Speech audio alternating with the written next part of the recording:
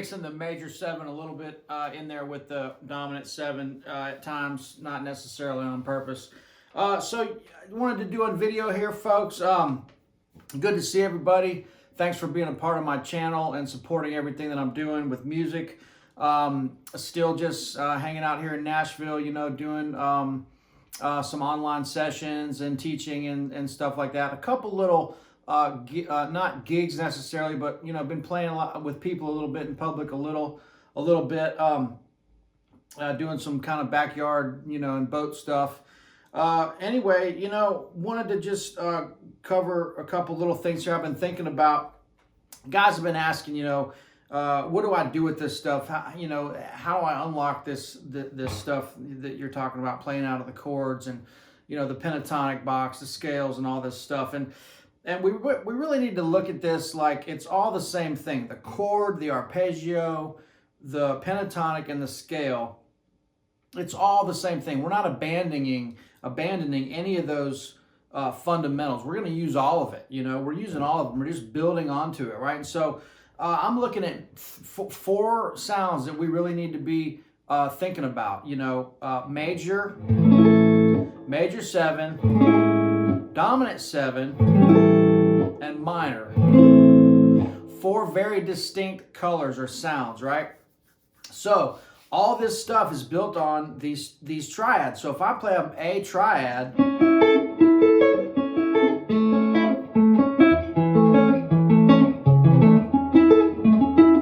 anywhere there's a 1, 3, 5 in a major chord in any triad on the fingerboard in any key, if I move the 1 back a half step,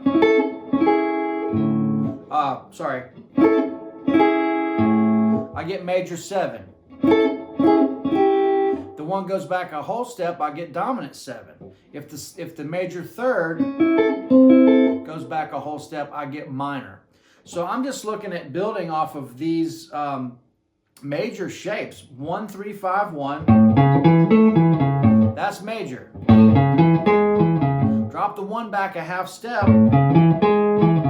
That's a major 7 arpeggio. Drop it back another half step. That's a dominant 7 arpeggio. Drop the 3rd back a half step. You got minor. And so I'm not looking at relearning all those 4 different sounds, even though they need to be treated with, you know, they need to be approached uniquely because they are 4 different really strong sounds. But we're just moving that 1 note to make them, right? So it becomes a lot more daunting than it looks. All that stuff's built off of the major triads. So if I play a major riff in A like this, sorry, I can't do it. So there we go. And then so if I drop the flat 3, drop the 3 to a flat 3, I get a minor lick out of it, right? If I drop that flat 3. So here's the first one, right? Then minor.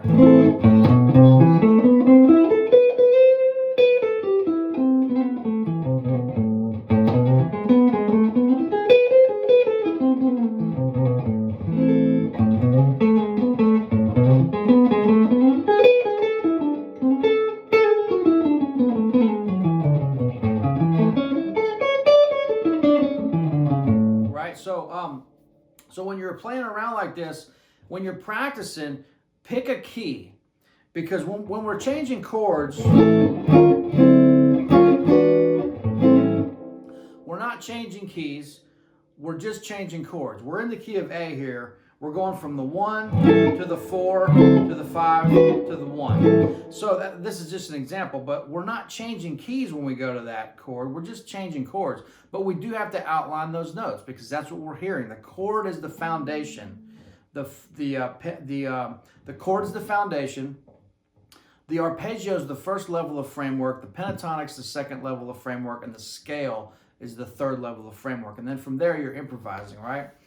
And so with that being said, it's you know, you're using these shapes to get around. That's why the cadence system is so important, because you're linking the 5 shapes together, learning the information over the chords vertically, and then connecting it horizontally. So if I learn my shapes, my A shape, you know, then my G shape, then my E shape, then my D shape, then my C shape.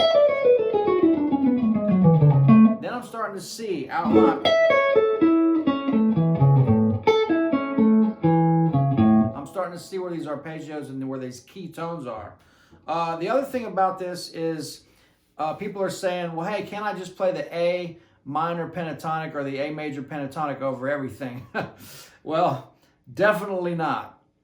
If you're playing a song like Blame It on the Sun by Stevie Wonder, and it's going, it's in A flat, so you're going to go A flat, 5/7, F7, then C minor, G7 to C minor, then F minor to B flat minor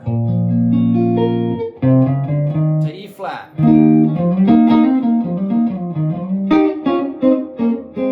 So that chord change, you would be all over the place if you tried to use just one pentatonic for playing over that chord change. It's a beautiful change.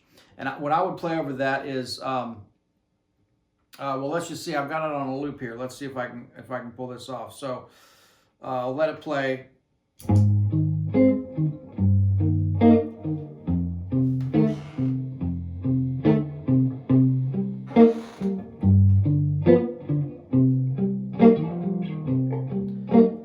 F minor,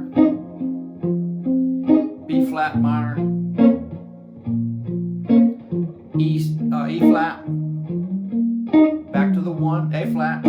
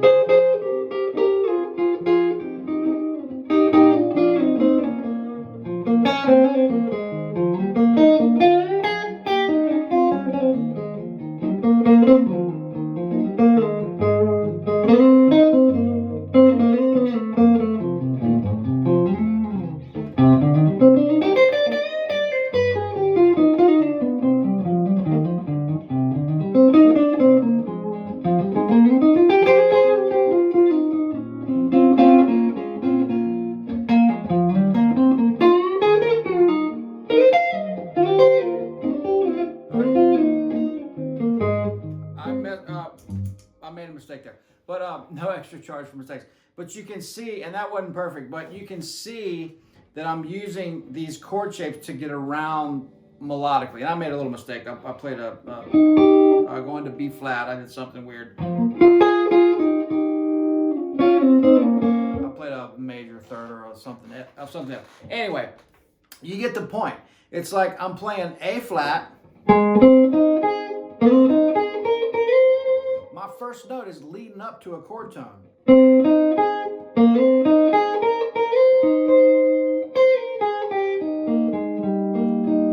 Right, I'm going.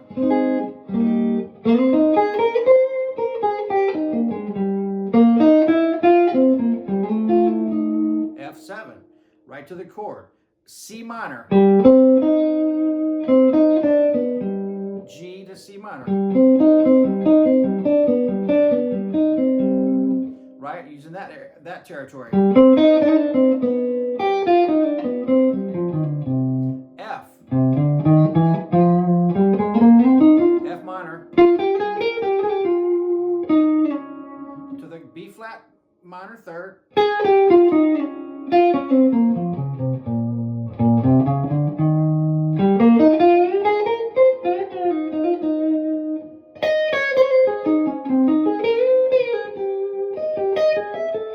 Because there's my F.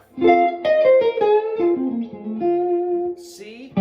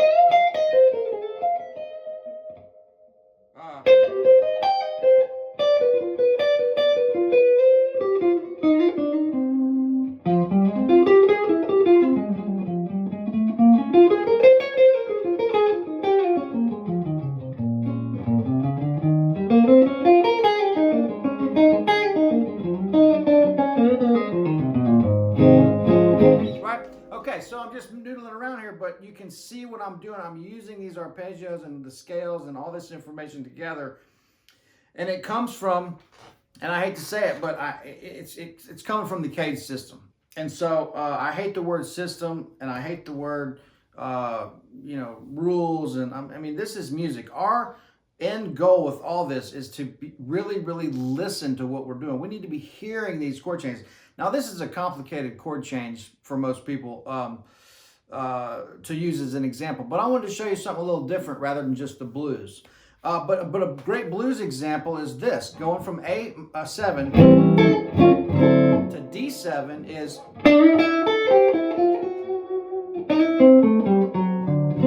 Look at that. There's my A minor shape is in E9, D9, D9.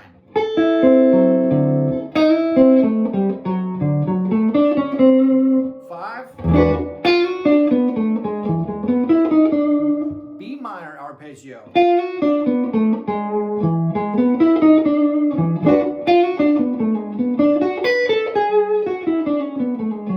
Mixolydian. A minor over D7. It's all about that major third, right?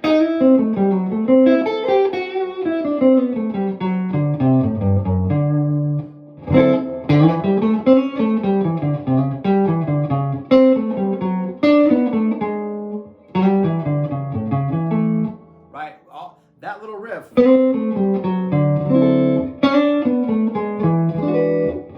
Because I'm targeting the flat 7 of that chord. So again.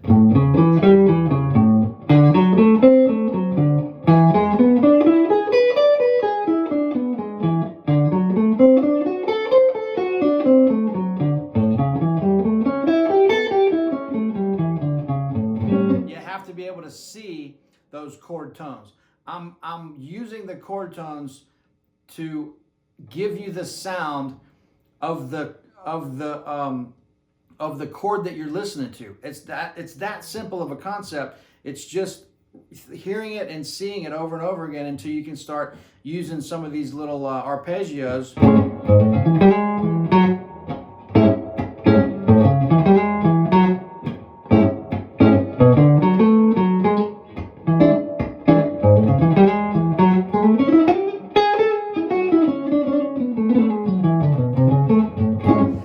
I'm going through a lot of stuff here just for fun.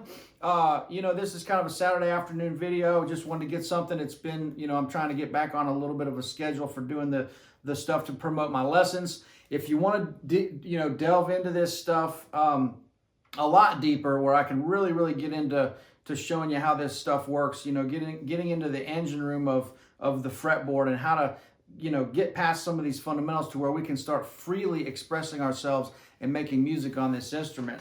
You know, I'm just kind of riffing here, folks, so bear with me. But you know, check out my website, check out Artist Works, which my full curriculum up there is going like gangbusters. I've got over 800 students now, probably up to around 900 now, all over the world.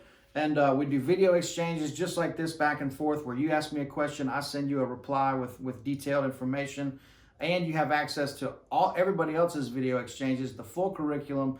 Great company out in Napa, California. And then I do Zoom and Skype lessons privately out of my own home. I call it a master lesson because I'm showing you everything that changed my life on the guitar as a working musician. I'm a guitar player first, not a guitar teacher. But that means that I know what we and my friends in Nashville use every day on gigs, sessions, consulting, you know, education of all sorts, all kinds of stuff. And so I know what works and what we use on a daily basis. And it's not memorizing, you know, teaching somebody to play music out of a book or from a piece of paper or just talking about it would be like trying to cook without ever being able to taste anything. We need to use our ears. We need to use our ears. We need to use our ears. That's the most important. Play to records.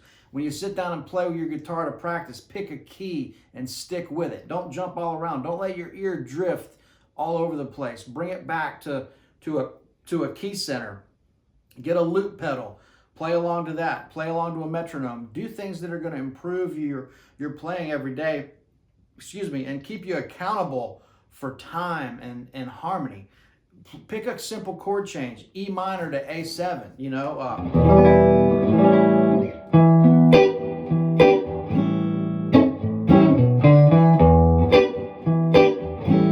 You know, something really simple like that you can really see how these, you know.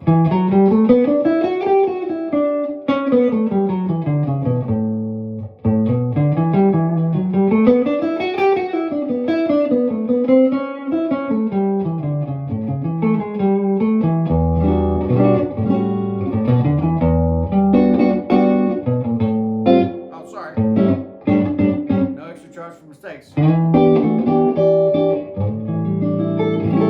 know, some beautiful things you can do with just those two chords that really allow you to explore E minor arpeggios and the scale into the A7 with the dominant 7 scale or the Mixolydian or the you know, playing over a dominant chord. And don't forget, pentatonic doesn't work over everything. You got to really look at this stuff. So enough spiel.